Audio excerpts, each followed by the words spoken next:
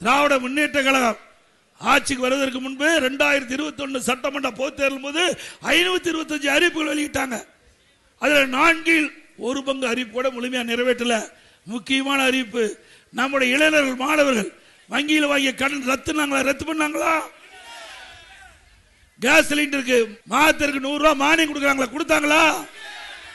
Petrol diesel விலை குறைக்கிறாங்களா? குறைச்சாங்களா? NEET தேர்வு ரத்து பண்ணாங்களா? அதோட மேல போய் மக்களை நம்புற மாதிரி உதயநிதி அவர்கள் என்ன சொன்னாரு? நீட்டு விலக்கு பெறுவது ரகசியம் சொன்னார். ரகசியம் சொன்னாரா?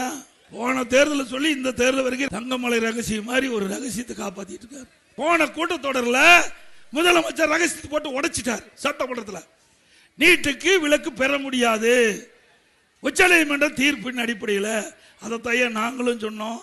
உச்சநீதிமன்ற தீர்ப்பு இருந்த காரணத்தினால்தான் நாங்க நீட்டுக்கு விதி விலக்கு பெற முடியல. நாங்களும் அதுதான் சொன்னோம். ஆனா பொய்ய பொருந்துற மாதிரி மக்களிடத்தில் சொல்லி திருப்பி பொய்ய சொல்லி நாட்டு மக்களை நம்ப வைத்து, இளைஞர்களை நம்ப வைத்து, பெற்றோர்களை நம்ப வைத்து வாக்களை பெற்று ஆட்சிக்கு வந்த பிறகு அப்படி அந்தர் பல்ட்டி அடிச்சு இப்ப நீட்டுக்கு விலக்கு பெற முடியாது என்ற அறிவிப்பை வெளியிட்டார். நாங்க கிராமத்தில் சொல்லுவாங்க, பொய்ய பொருந்துற மாதிரி சொன்னா மெய்ய திருன்னு முழிக்குமா. பொய்ய பொருந்துற மாதிரி சொன்னா மெய்யுங்கிறது உண்மை, அப்படி திருன்னு முழிக்குமா.